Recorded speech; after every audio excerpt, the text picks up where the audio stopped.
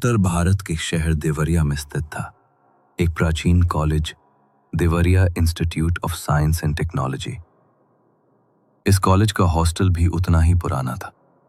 पत्थरों से बना 3 मंजिला इमारत जिसके तीसरे माले पर एक कमरा था, कमरा नंबर 309। कहते हैं वहां जो भी छात्र रहता था या तो पागल हो जाता था या कभी लौट कर ही नहीं आता था। लेकिन इन सब बातों को लोग अफवाह मानते थे।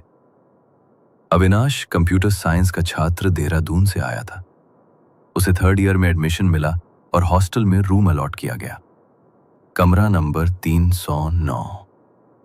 जब उसने कमरे का नाम सुना तो रिसेप्शन में बैठे वार्डन मिस्टर जोशी थोड़ा ठिठक गए, पर उन्होंने कुछ कहा नहीं। पहली रात अविनाश ने कमरे में एक अजीब सी ठंडक महसूस की। पंखा बंद होने के बावजूद हवा लग रही थी। रात के ठीक 3:09 पर दरवाजा खुद ब खुद खड़ाक से बंद हो गया। खिड़की की ग्रिल हिलने लगी। अविनाश ने समझा यह कोई भ्रम होगा, लेकिन अगले दिन उसे बिस्तर पर एक पुराना जला हुआ डायरी का पन्ना मिला, जिस पर लिखा था, मैं वापस आऊंगा। कैंपस में एक सीनियर छात्र विवेक ने अविनाश से बातचीत की और उसे चेतावनी दी, 309 में मत रहो। वहां 2015 में आदित्य नाम का लड़का गायब हुआ था। आज तक उसका पता नहीं चला। अविनाश ने उस डायरी के पन्नों को ध्यान से देखना शुरू किया। वो रोज कोई नया पन्ना खोजता। हर पन्ने में कुछ न कुछ अजीब बातें लिखी थी, जैसे किसी की मदद की पुकार, किसी को मार डालने की धमकी, और एक नाम बार बार आता, प्रियांशु। रात को अविनाश को सपना आया। एक लड़का जिसकी आंखों से खून बह रहा था कह रहा था, 309 मेरा है, तुझे नहीं रहने दूंगा। सुबह उठने पर उसकी टी-शर्ट पर खून के धब्बे थे, लेकिन कोई घाव नहीं था। विवेक जो उसकी मदद कर रहा था अचानक गायब हो गया। उसकी किताबें, मोबाइल, सब कुछ हॉस्टल के बाहर पड़ा मिला, लेकिन उसका कोई सुराग नहीं।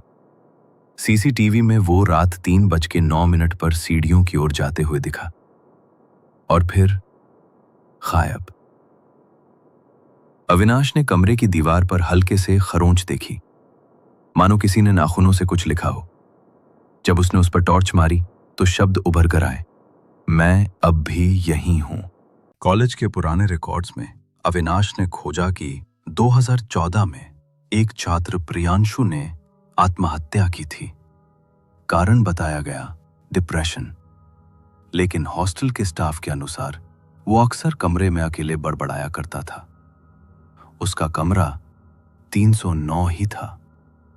अविनाश को एक दिन पलंग के नीचे से डायरी का अंतिम पन्ना मिला। उस पर लिखा था, जो भी मेरी जगह लेगा वो मरेगा। मैं अभी गया नहीं हूं। मुझे इंसान चाहिए जो मेरी पीड़ा समझे। वार्डन मिस्टर जोशी से जब अविनाश ने ज्यादा पूछताछ की तो उन्होंने बताया, प्रियांशु को रातों में नींद नहीं आती थी। एक बार उसने कहा कि कमरे की दीवारें उससे बातें करती हैं। हमने उसे मानसिक रूप से बीमार समझा, लेकिन फिर वो एक रात गायब हो गया। उसके बाद कोई भी जो 309 में गया कभी ठीक नहीं रहा। एक रात अविनाश ने सोते हुए देखा कि कमरे में धुआं भर रहा है। वो उठा तो देखा दीवार से एक साया निकल रहा था। आंखें लाल, हाथ जल रहे थे। वो बोला, मैं प्रियांशु हूं और तू अब मेरा है। अविनाश ने तय किया कि वो इस चक्र को खत्म करेगा। उसने कॉलेज के पंडित को बुलाया।